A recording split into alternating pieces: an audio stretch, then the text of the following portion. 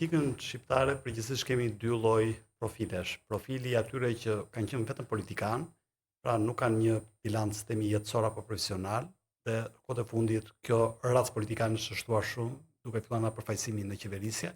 Kemi edhe një tjetër lloj politikanësh, të cilët vinë me një bilanc të pasur të jetës profesionale, akademike, qytetare, aktivizimi social dhe shoqëror. Ndër këta të fundit, të cilët natyrisht janë më të rrallë, janë dhe politikanë që kanë një simpati të veçantë të publikut e manifestuar edhe në votimet të ndryshme që janë kryer. Sot kam nderin të kem në studio doktor Ilir Ali Mehmetin, një prej personazheve simpatik të zgjatë shqiptare, i cili ka arritur një sër rezultatesh mbretërdhënëse për sa i përket votimit nga qytetarët edhe në zgjedhjet e fundit. Faleminderit doktor, jeni me ne sot. Përshëndetje, faleminderit juve për ftesën. Duke qenë se ju vini pikërisht në një background si mjek, por edhe një profil akademik, duke qenë se jeni zëvendës dekan i fakultetit i Universitetit Mjekësisë dhe natyrisht keni një bilanc akademik profesional para se të bashkoheshit politikës. Mendoni që kjo është rrugtimi i dur për të sjellë diçka politikës, apo ndoshta rruga që ne kemi ndjekur deri tani më e rrahur nga një pjesë e mirë politikanëve është ajo e dur apo një vend si Shqipëria që... Po, faleminderit për pyetjen. Po, unë mendoj që duhen të gjitha komponentët e puzzle-it. Pra, nevojiten elementët të gjejnë njëra tjetrën. Ka edhe njerëz të cilën e nisin direkt me politikën, që në rinin e tyre, pra angazhimin e kanë direkt politik dhe vazhdojnë atë linjë. Pra vazhdojnë, ndoshta mund ta vazhdojnë nga ana e studimeve apo jo, por çon si ka në jetën e jetuar, ato nisen direkt dhe ndjekin këtë linjë. Pastaj ka dhe fusha të tjera. Se patjetër po të flasim sidomos për mjekësinë apo fusha elemente të rëndësishme të fushave për ekonomia, inxhinieria, fusha që kanë rëndësi të madhe të kesh një background përpara, të kesh punu përpara, ta njohësh sistem, po jo thjesht në letra. Pra këtu bëhet fjalë ta kesh praktiku, se është komplet diçka tjetër. Fjalët, ato që dëgjon, protokollet, tjetër punë pastaj kur shkon të rreth dhe shef realitetin siç është. E për të bërë politika të shëndosha, për të bërë politika të qëndrueshme, për të bërë politika që sjellin shërbime ndaj njerëzve, duhet ta dish gjendjen ku je. Duhet ta kesh kuptuar edhe se si kanë vepruar politikat tjera më para dhe çfarë efekti kanë pasur, negative apo pozitive. Dhe duhet ta kesh provuar rreth parë vetëm tënde. Un kam pas një profesor, ai jepte lëndë kërkimore në Holland dhe na thonte gjithmonë, përpara se të bën një kërkim të caktuar, kur duhet të bën një ekzaminim ke pacienti, bëjeni vetë atë ekzaminimin përpara, që të kuptoni se çfarë po i kërkon ti pacientit. Se duket gjë e thjeshtë për shembull, do bëjmë një rezonancë. Po ka njerëz që kanë klaustrofobi. Atëherë duhet ta dish në lëkurë se çfarë do të thotë kjo, duhet ta kesh vuajtur apo ta kesh eksperiencën, se shpresoj mos të kesh vuajtur, po duhet ta kesh pas eksperiencën këtë fushë për të kuptuar se cilat politika ka qenë sakta, cilat ka qenë gabume dhe çfarë mund të sjellësh dhe si mund ta rinovosh atë sektor. Prandaj disa sektorë caktuar po kanë nevojë që të kesh një eksperiencë më parshme, arsime, harrova arsimin, arsimi patjetër ka nevojë për të kesh eksperiencë më parshme, siguria. Edhe kjo ka nevojë për eksperiencë më parshme, pra nuk mund vish direkt nga politika. Ndërkohë që politikanët pura, po themi ata që merr, edhe ata kanë vendin e vet. Pra këto duhet të integrohen njëri me tjetrin në një lloj dueti, një kombinim i përshtatshëm, i shëndetshëm, që të arrijë të shojë ke njerëz ato shërbime që kërkon të shkojë ke njerëz në fund fare si do shkojnë. Arsyeja pse po bëra këtë pyetje është sepse duke referuar politikës britanike, që është një shkollë mendimi politik dhe veprimtarie publike, kujtoj shumë te kujtimet e Tony Blair, ai thoshte që kur erdhën në pushtet, fillimisht, ata ishin relativisht të rinj të gjithë. Pra qoftë ai Gordon Brown, të gjithë, dhe na doli një problem, tha, nuk ishin profesionistë. Dhe atëherë u shpikën një Deus ex machina dhe nëpërmjet domës lordëve që dikur kishin lindur të tilla apo e kishin të trashëguar, ata arritën të fusin disa mjek, inxhinier, figura publike, ekonomist, jurist, të cilët mandej u katapultuan në poste qeveritare për të pasur edhe aktivizmin politik, por për të pasur natyrisht edhe njohësit e mirë të politikave publike. Vendet të tjera kanë bërë të njëjtën gjë. Domethënë, pra kemi rastin e Cinque Stelle në Itali që vinin nga aktivizmi politik, apo rasti i Tsiprasit në Greqi, por nga ana tjetër nuk dështuan të themi të prodhonin ndryshimet që populiste që kishin premtuar gjatë fushave. Ne po të kujtojmë pak një çik se me drejt ju merrni shembuj nga vendet përparuara, unë do marr shembull nga vendi im, pra nga Shqipëria. Kujtojmë pak parlamentet e para shqiptare. Pra parlamentet para shqiptare kanë qenë parlament të respektuar. Ato dy krahët kanë pas figura të mëdha publike, sociale, profesionale me radhë. Gjithashtu vlerësoi shumë dhe në sistemin tonë që kishte majoritare aso kohë. Kjo vlerësoi.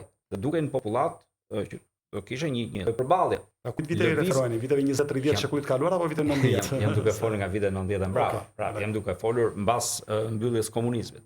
Dhe më pas, në momentin kur kjo u bë më e parëndësishme, kur u bë ai lloj sistemi që ju e dini tash listën e vendos kryesia apo kryetari i secilës parti, kjo pati një shift të madh.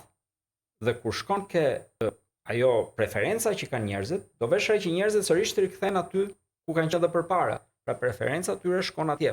Tani kjo është si një lloj pendulumi, pra shkon bëhet ekstrem nga i krah dhe kuptohet që është e nevojshme të rikthehesh drejt qendrës. Pastaj kur shkon merr nga krahu tjetër, kupton që prapë është e rikthyer. Prandaj unë ju them, mbari qendra ndodhet në një kombinim të shëndetshëm të gjitha figurave. Pra duhet dhe pjesa politike, duhet dhe pjesa profesionale, duhen të dyja bashkë. Idealisht, ke mundësi ti kesh bërë të dyja? Idealisht. Po zoti ka një problem këtu sepse rasti mund të jetë rast përjashtimor, domethënë ndër pak raste që keni fituar dhe simpatinë e publikut e keni zhvilluar fusha të suksesshme, po vini dhe nga një background akademik, të themi profesional. Ka dhe raste të tjera, po janë të pakta. Ndërkohë që më mundshme është që dikush i vjen nga bota nga kulla e fildisht e akademisë apo nga botë profesionale si teknokrati mirëfillt, mund mos të ketë karizmën, entuziazmin që përçonte turmat e njerëzit, takimet me njerëzit, shtrëngimin e duarve të themi, që mund ta bënte një politikan të suksesshëm, po ai mund të ishte një ministër shumë i mirë, mund të ishte një menaxher jashtëzakonshëm. Atëherë, cili sistem mendoni se do ishte më i miri për të bërë këtë simbiozë, të themi, të nevojshme për demokracinë shqiptare? Po, jo, unë nuk jam krejtësisht i atij mendimi, pra po ta analizosh edhe zgjedhjet e fundit që neve patëm. Po të shohësh më të votuarit në secili qark, po flas për Partinë Demokratike, nuk po flas për Partinë Socialiste që ka diskutim komplet tjetër si zgjedh figurat e veta. E para për shembull rreth Gjirokastërës është një profesoresh, Zonja Almakore, ja ku ke një tjetër akademike. I pari nuk fitoi si deputet. Nuk hynte. Pra, po flas për të parën sepse aty një vend ishte nga lista e mbyllur. Dhe nga lista hapur nuk hynte dot asnjë, po. E para doli një zonjë që është profesore. Në qarkun e Durrësit keni zotin Avlon Kalaja që vjen nga gazetaria. Qarkun e Shkodrës keni zotin Tedi Kopliku që vjen nga formim akademik nga Franca dhe rikthehet në Shqipëri. Në zonën e Dibrës keni një general. Pra, po ti shihni juve dhe ti marrim neve çdo qark njëri mbas tjetrit, do vjen një këto lloj efektesh që ekzistojnë, njerëzit e tregojnë këto përmes votës së tyre. Pra, po të bëhet një analizë saktë e kësaj. Megjithatë, neve jemi në një situatë ku është tjetër gjë të flasësh për vende ku kanë zgjedhje të lira të ndershme si Anglia, Greqia dhe neve këto mund t'i analizojmë pa pasur biese të ndryshme, dhe tjetër gjë është Shqipëria. Në Shqipëri, megjithse sinjali duket është i fortë, megjithë zhurmën që është, pra unë ju dhash disa raste që është ndryshme, do ishte edhe më i fortë nëse zgjedhjet do ishin të lira dhe të ndershme, sepse nga ky moment e tjerë kujtoj që opozita e djathta vlerë dhe moralin ka kryesorit. Pra për çfarë qëndron është aty, se po të jetë çështja aty, gjitha pushtetet pastaj ka pozita, gjithë paran, administratën, lidhje me kriminalitetin, tashmë këto janë raporte ndërkombëtare dhe janë të qarta qëndrimet e tyre, gjitha këto i kanë ata. Atëherë përballë çfarë i vendos? I vendos moralin, i vendos figurën, i vendos le të themi një vizion për të ardhmen, i vendos një diçka që neve fëmijëve ja mësojmë, po kur vjen puna në praktik, neve çojmë modele tjera përpara. Pra fëmijëve mësojnë meritokracinë, mësojnë të shkojnë në shkollë, të punojnë, që të ngrejnë figurën e tyre, të punojnë për këtë vend, të jenë civilizuar me radhë.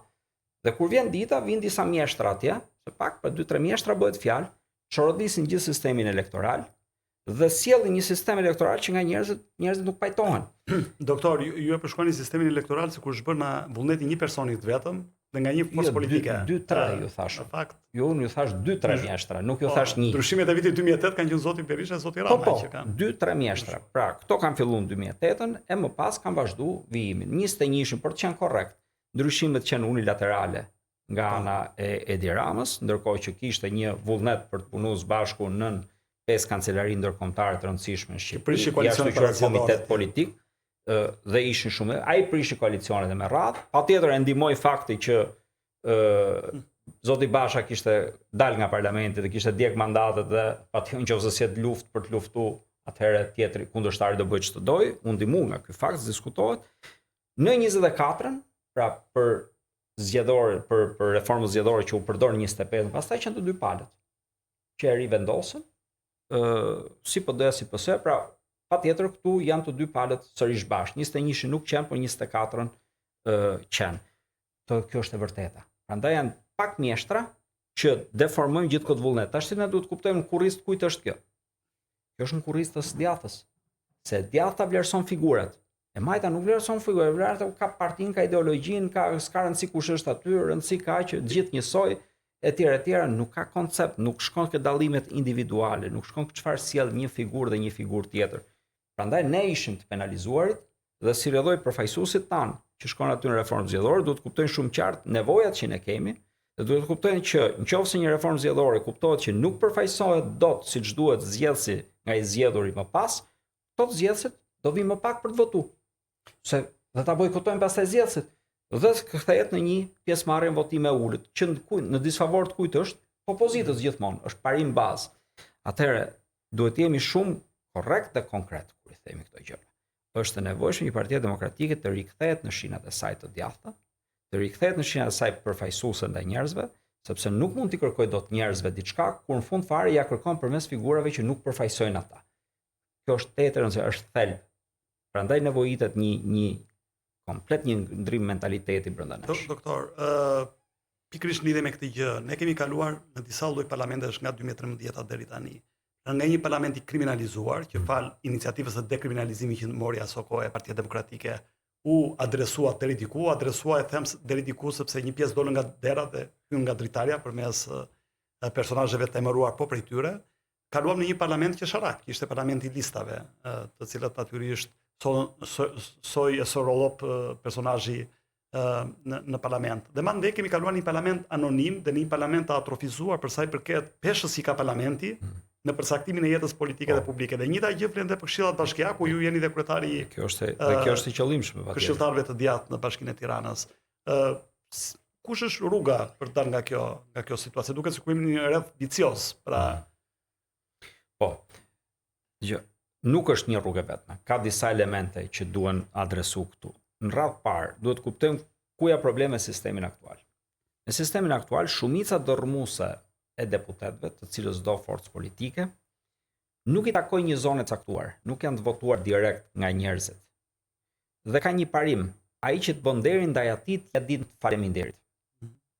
Pra kush ka vënë, atij të thon faleminderit, atij shërben. Pra nëse do kishte qenë demokracia drejt për drejt, pra njerëzit votojnë dhe shkon atje, u përgjigjesh njerëzve. Dhe do shkosh tek ata. Kjo është klasike për listat e hapura. Por që nga listat e hapura janë futur shumë pak vet. Ka vojë Partia Demokratike 6-7 ka gjithsej. Ndërkohë që listat e mbyllura nuk janë futur aty nga njerëzit direkt. Janë futur aty nga kryetari i partisë. Dhe kryesia e partisë. Dhe atyre ju a dim për faleminderit. Është krejtësisht normale kjo. Sepse varen nga ata dhe jo nga ata. E racionale. E automatikisht tu nuk përgjigjen shumë. A sjell kjo një revolt ke qytetari, a ndjet ky një nën përfaqësimi i qytetarit? Patjetër që po. Dhe këtë vujmë kryesisht ne, po e them edhe një herë se jemi opozitë. Se opozita ka metoda të tjera se si ta kompensojë këtë. Opozita ka të vështirë këtë.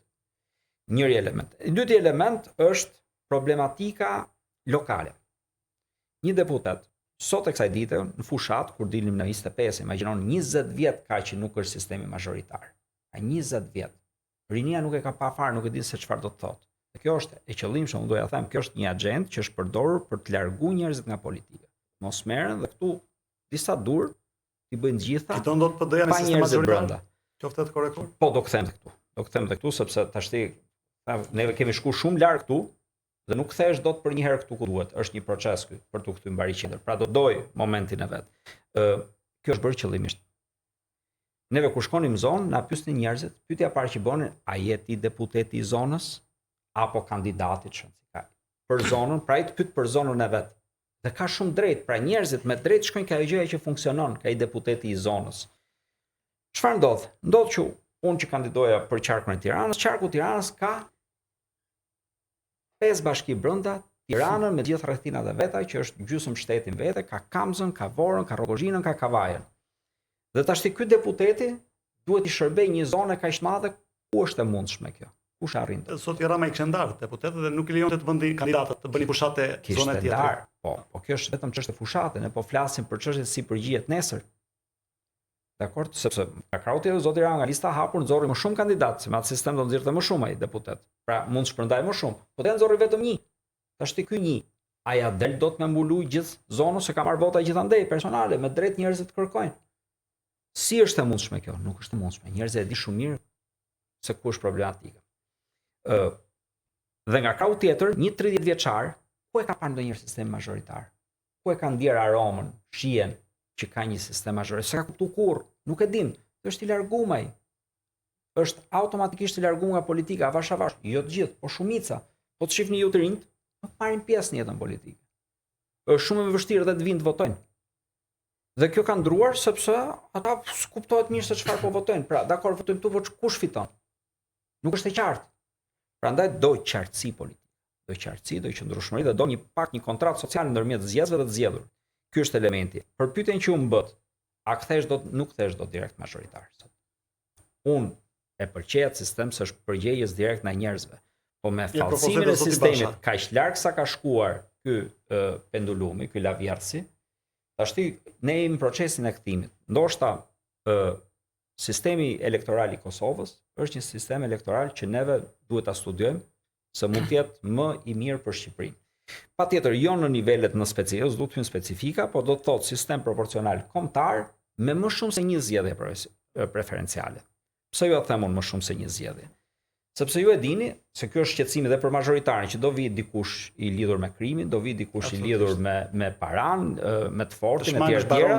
Dhe mazhoritari tani imagjinoni ju një kriminal kundër një profesori se si tash sa profesor ndoshta dhe fitojnë, por shumica dorëbuzë do fitojnë kriminal. Jemi të qartë se fenomeni Saramile e pam neve.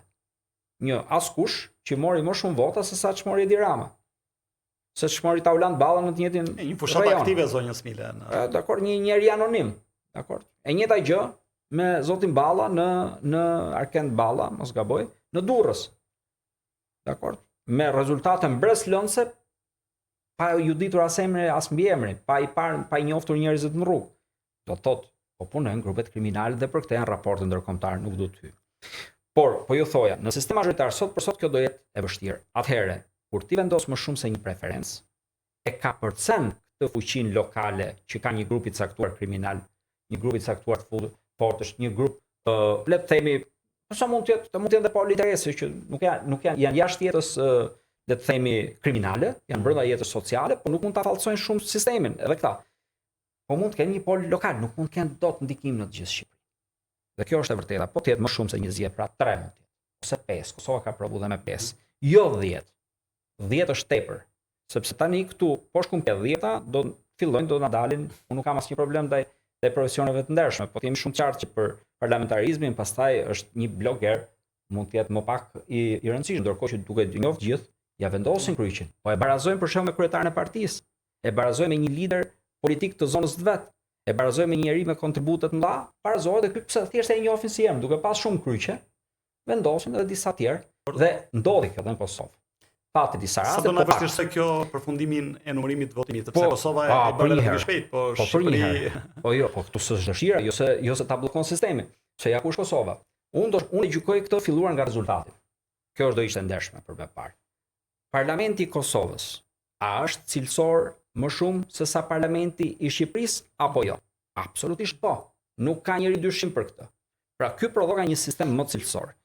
Vota a përkthehet automatikisht në mandate, pra aq sa që ke marr vota, aq do kesh mandate? Absolutisht. A ndodh kjo në Shqipëri?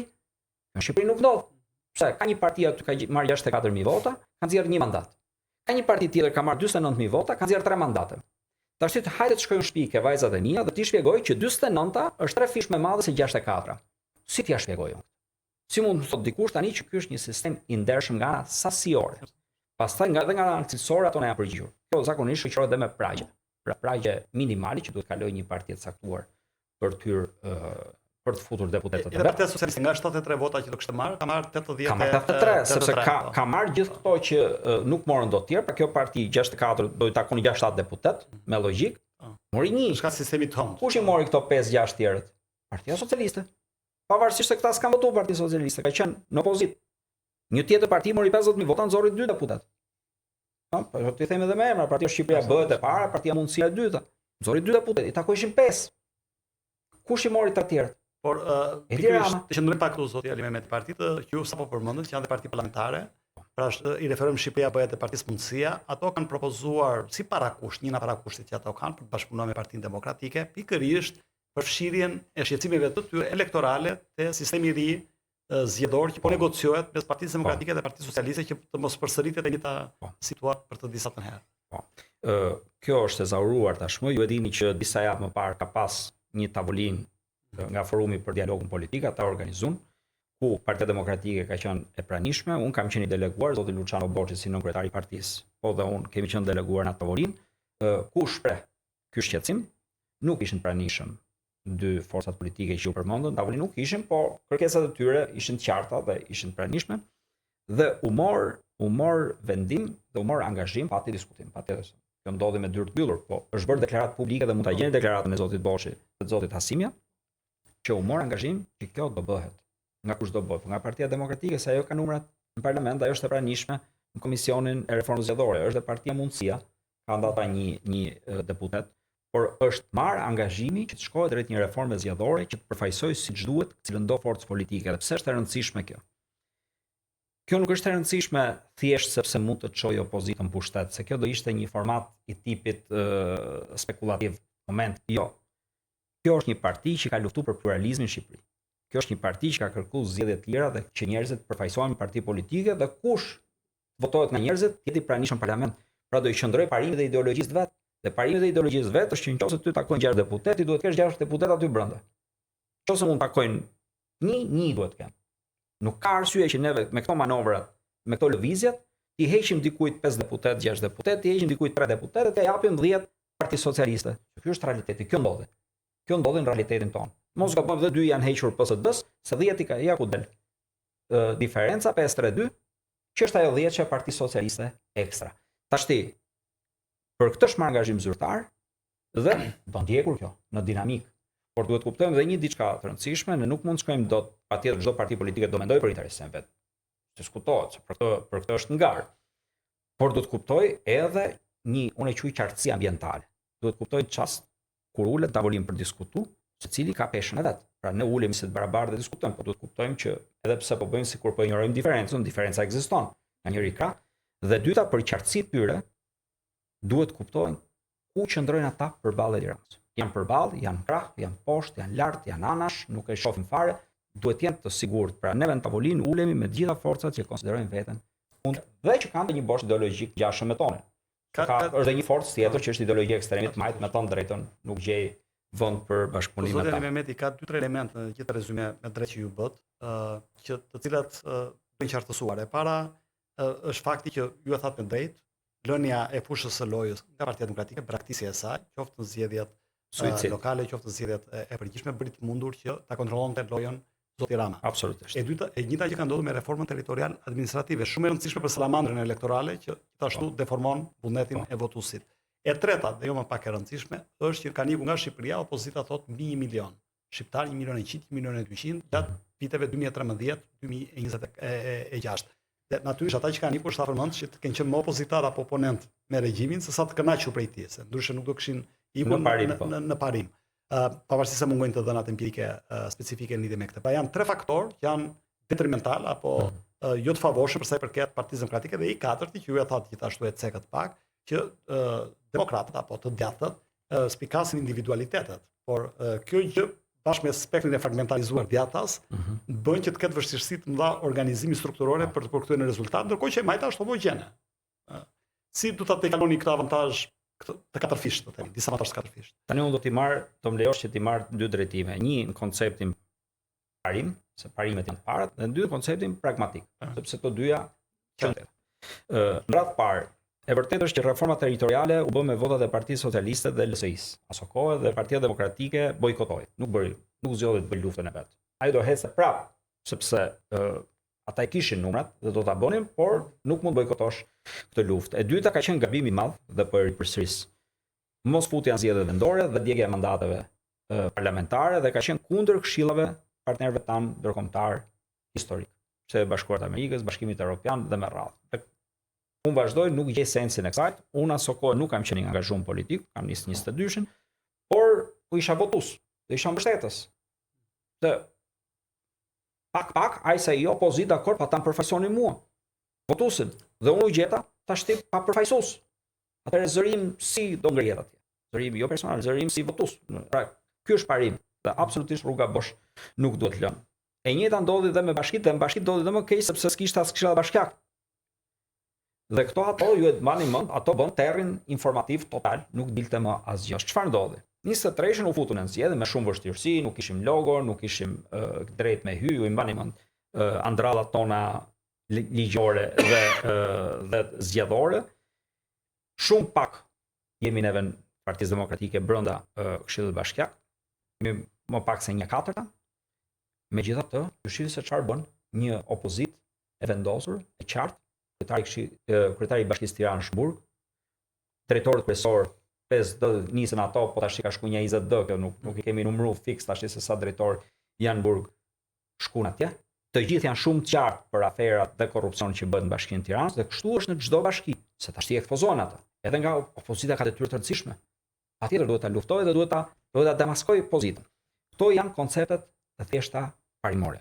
Kur flasim nga ana praktike që ju përmendët me drejtë, reformë territoriale, reformë zgjedhore dhe largimin masiv të njerëzve, shohim një parti shtet të vendosur, të rrojnosur në Shqipëri. Këtë nuk ta them unë, ta thot raporti OSBE-diri dhe ta thot Këshilli i Evropës, që rekomandim kryesor thotë duhet të ndahet partia nga shteti. Se kjo është e vërtetë. Kjo duhet bërë. Ky është realitet. Në parim, çfarë ka vendosur bota e parë? Jam akoma ke parimi. Ka vendosur zgjedhje lira dhe të ndershme. Nëse zgjedhjet janë të lira dhe të ndershme, secila forcë politike, sipas demografisë që ka, sipas problematikave që ka, se neve vërtemi parti e djathtë, po për shkak se është një shtet shumë i varfër dhe një popull shumë i vjedhur, kemi edhe disa politika sociale brenda, sepse e mbani mend minimumin jetik që neve diskutuam dhe kishim pikë kryesore të programit për 2025. Nuk është politikë e djathtë kjo, por është e nevojshme se populli është i varfëruar komplet, ka nevojë ta mbështesësh. Dhe nga ky aspekt, nëse do kishim zgjedhje lira të ndershme, ka reflektuar, ka arritur pagën minimale, disa timite. Po minimumin jetik vazhdon se bën. Dakor, po ka arritur pagën mesatare, ka arritur pagën minimale, ka arritur bonusin e bebeve, ka ndërkohë euro e ka me 35%. Ndërkohë buka në Korçë vetëm se u blloku rruga është me 25%, tash këto janë realitetet. Ndërkohë ekonomia vritet. Ndërkohë ne kemi gjysmën e Shqipërisë bllokuar dhe sot gjë asnjë. Nuk do i hym se çka bërgjë. Unë besoj që njerëzit janë gjithë qartë. Unë jam terren, flas me një, gjithë e di. Këtë detyrë ka bërë. Po, këtu do të them. Këtë detyrë ka bërë Partia Demokratike. E din njerëzit që Edi Rama është hajdut, e din njerëzit që Belinda Balluku është hajdute, e din njerëzit që Gerda Manastirliu, Ilir Beqa, Erion Velia janë hajdut, e gjithë Rilindja është hajdute. Por i votojnë. Të cilët janë dhe një kancer vetëm brenda Partisë Socialiste, se dhe kjo është e vërtetë, po që është përhapur tashti për te Partisë Socialiste është përhapur në gjithë shtetin. Kjo është e vërtetë. Tashti ne këtu kemi një parti shtet. Prandaj ne na duhen zgjedhje lira dhe të ndershme. Dhe më pas fiton cila do forcë politike që ka programin, përfaqësimin, votat, si ta mendoj, po si janë zgjedhje lira dhe të ndershme, kjo nuk është më e arritshme. Pra, unë si votues, jo si eksponent i Partisë Demokratike, po si votues, unë gjithsesi do fitoja se do kisha një qeveri e cila zgjidhet nga ne dhe na përgjigjet neve. Dhe nëse punon keq për ne kemi mundësinë ta ndëshkojmë. Po si do ndëshkosh një parti shtet nga populli? Si ndëshkohet dot nga populli? Sa ato lidhet i kanë kanë mbushti nga forcat kriminale, nga mbështetja para spisët, ata përnderja di natyre. Pra parimi është i thjesht, i zgjedhuri ja din përnder zgjedhësve. Dhe kush ishin zgjedhësit për ta? Forcat kriminale. Keni vënë re si nuk i përgjigjet njerëzve? Edi Rama po shkon i përgjigjet vetëm tyre? E vutër me skandalin e Akshit, kush e kishte gjithë shtetin në dorë? Bandat kriminale kishin shtetin në dorë. Sa Akshi është siguri kombëtare.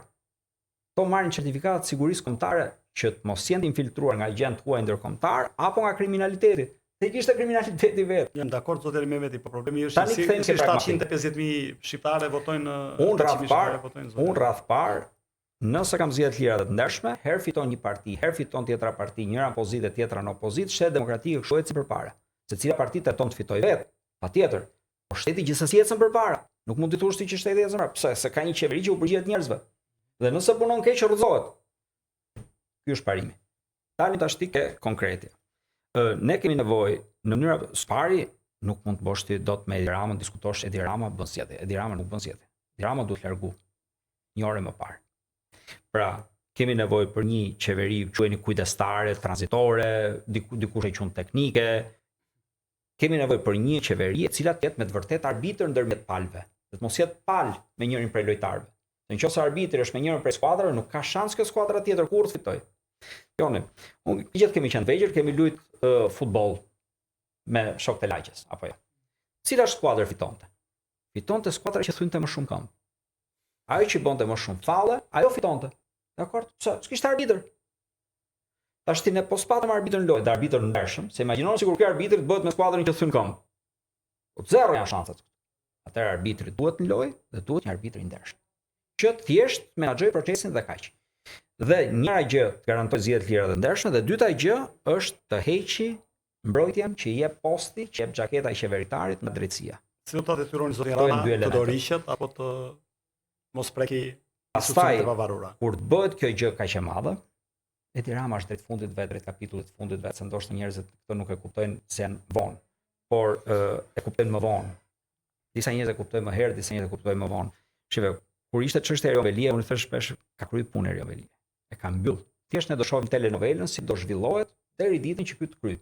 U dash rreth një vit e 3 muaj nga kjo bisedë, sepse ju mbani mend Taulan Tushe u arrestuan në 10 orë të vitit 2023 dhe ai vetë u arrestuan në shkurt të vitit 2025. Po. Dhe neve ju mbani mend edhe protestat përpara bashkisë kur neve na thonë po jeni shumë pak vet, po çdo bëni juve 50 veta, 100 veta, ai ka marrë 54%. Të gjitha diskutime kemi dëgjuar. Iku Eriovelia. Dakor? E kuptoni që po 2-3 vite mund të ikë zotë. Nuk ishte protestë me 50.000 vet. Dakor? Nuk e detyruam neve me zor. Iku. Sepse nevojiten të dy elementet, presioni i brendshëm dhe i jashtëm. Po presioni nuk është vetëm me protestë dhe me revolt, patjetër kjo është një formë shumë e rëndësishme dhe do përdor. Por është dhe me ekspozimin. Media, në njerëz, por është dhe me ekspozimin me dokumente ndërkombëtare. Por është dhe me denoncimet pranë organeve të drejtësisë.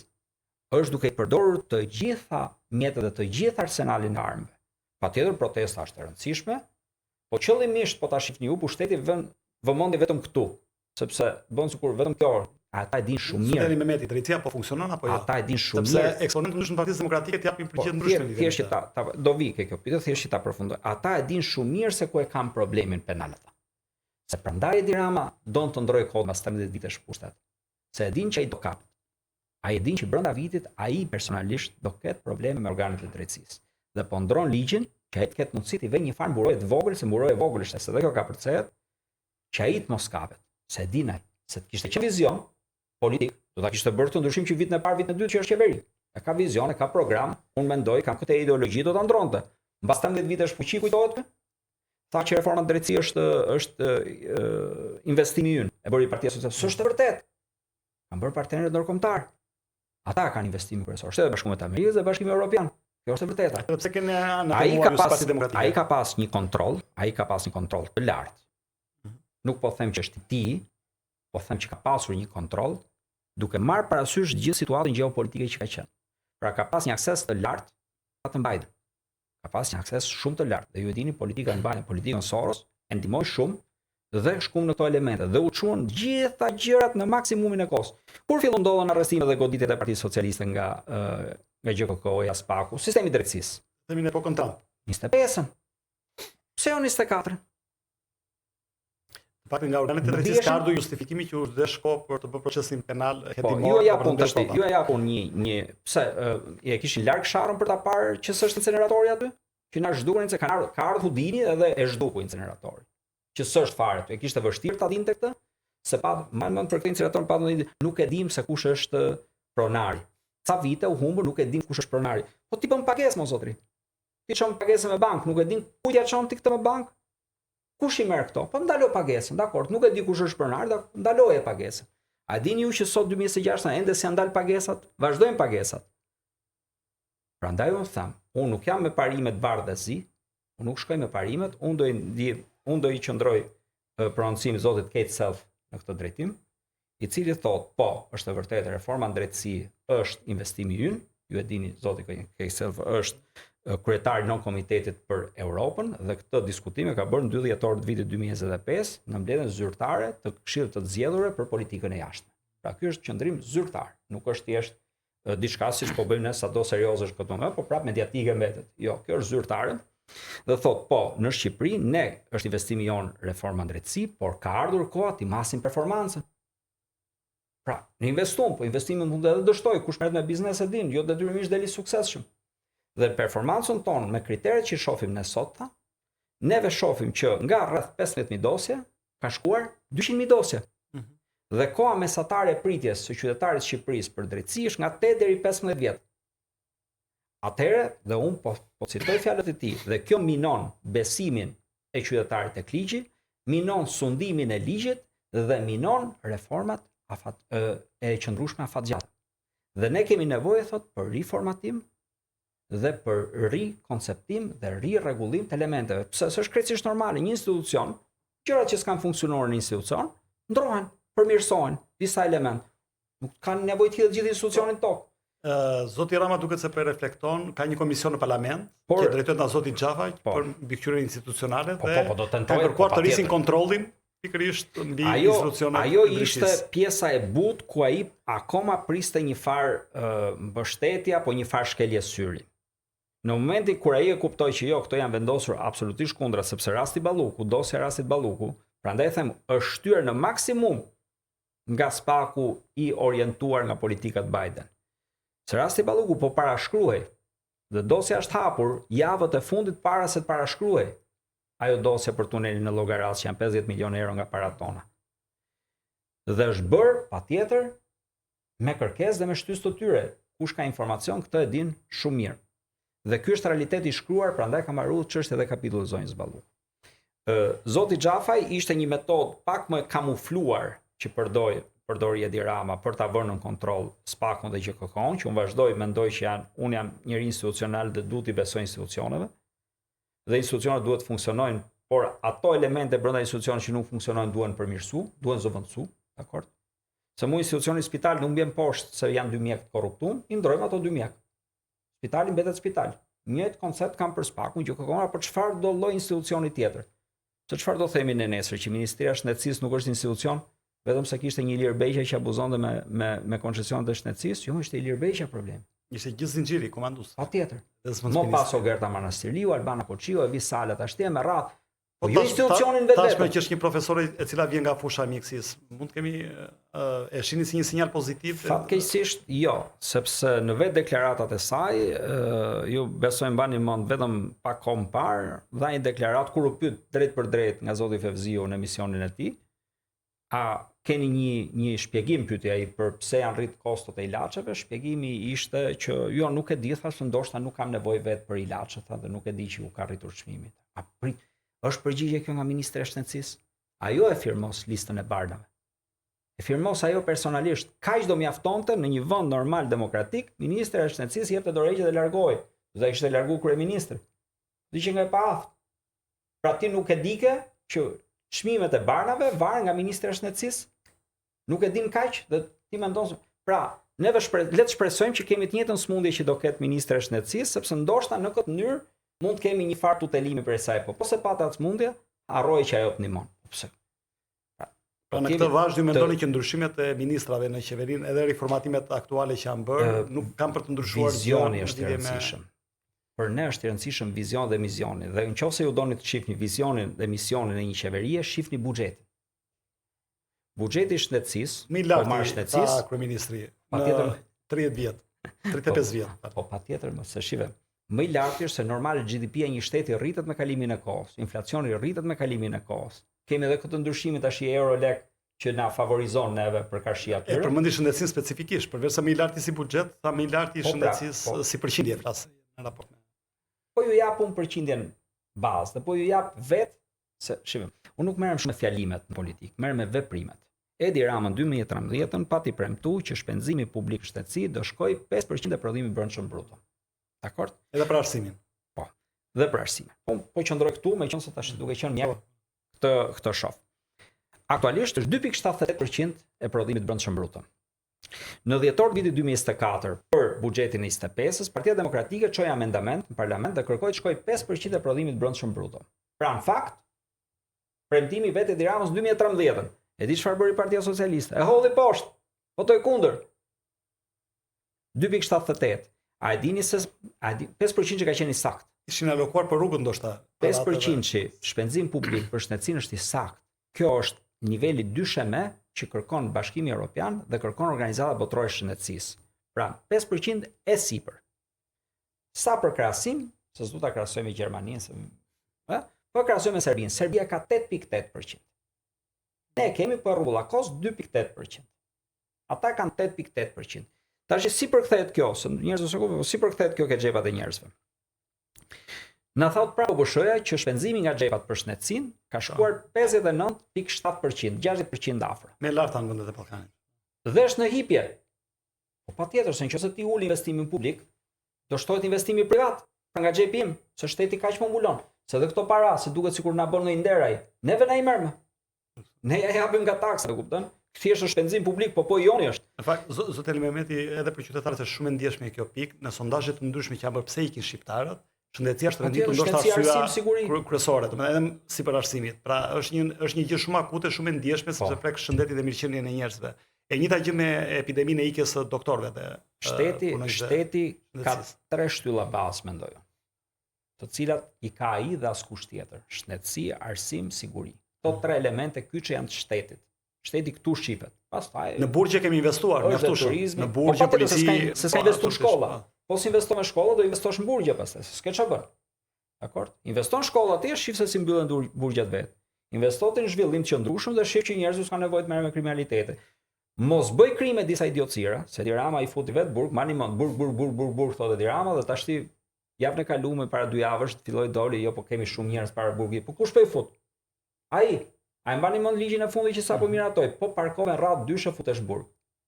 Domethënë, sipas Edi Ramës, Belinda Balluku ka mundësinë më të madhe të arrestohet nëse parkon dyshe, se sa po të vjedhë 10 milionave të eurove me rrugët. Ja, se këtë e mbron ai me imunitet. E ka thënë Dembark Twini këtë, nëse vjen një pul, shkon në burg, nëse vjen një kurrë bësh senator, kështu që. Po tash kujdes senatori po parkojnë rradh dyshe. Do ta ketë kujdes ajo. Pra, ne jemi konkret, kujdes. Agenda e ligë që këta kanë përdorur, se ne shohim korrupsionin. Në mendimin tim, korrupsioni është pjesë agjendës, por dhe pasojë. Agenda e vërtet ka qenë shpopullimi i vendit. Pra, i heqim shërbimet njerëzve, i heqim shërbim shëndetësisë, ja zvoglojmë, ja heqim shërbim në arsimit, ja zvoglojmë, ja ulim sigurinë, nuk japim siguri për pronat, nuk i japim shërbimet. Ju keni pa gjithë centralizimet? Edhe sistemi gjyqësor tash po ke problem Kuks për shembull duhet vish në Tiranë. Po të kesh problem arsimor 4 janë qendrat arsimore. Drejtoritë e shtetit me vërtetë 4, por spital ka vetëm Tirana. Pra nëse ti je smur në një fshat, çfarë bën? Do spostohet drejt një qyteti. E rrugës do zbrosh që duhet vish drejt Tiranës. Çfarë ndodh? Lëbosh zonat. Atë s'ka më fëmijë, fillojnë mbyllen shkollat. Apo shkolla është më e dobët, është më e mirë kjo e Tiranës, spostohen drejt Tiranës apo jashtë. Kto janë manovra për të shpopulluar zonat caktuara. Dhe si pushtuesi fillimisht kap zona rurale dhe qytetet e vogla. Fund fare kap kryeqytetin. Kjo është e vërtetë. Dhe çfarë ndodh? E filluan me jugun, që janë zonat më të lakmueshme, larguan popullatën, i shpopulluan, i hoqën rinin dhe tash tokat ja marrin kollaj. Sepse pushtuesi nuk pushton asnjëherë për njerëzit. Njerëzit do o ti largojë o ti kthejnë argat. Ai pushton për tokat dhe për resurset natyrore. Dhe kjo ka qenë agenda e tyre. Kanë dhe paketën e maleve. Po, pse ka qenë paketa maleve tash në fund dhe jo që në fillim? Një se ka qenë më pak e lakmueshme nga pikpamja e spekulime monetare dhe dyta ka qenë zonë më reziliente ajo. Qenë zonë më e fortë, duke qenë me tokat ata nuk patën pas probleme kurrë, ato e dinin historikisht tokat tonat, familjes tonë, familjes tjetër dhe tjetër i dinin shumë qartë.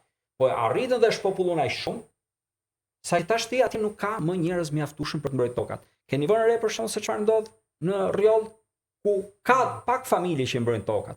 Shif se s'po merret dot toka kollaj atje. Kur ka njeriu e mbron tokën, e mbron pronën. Se parimi është shumë i thjeshtë, nga prona nis gjithçka. Se po s'patë pronën, po pse është shqiptar pastaj? Më shpjego pse është shqiptar si e francez.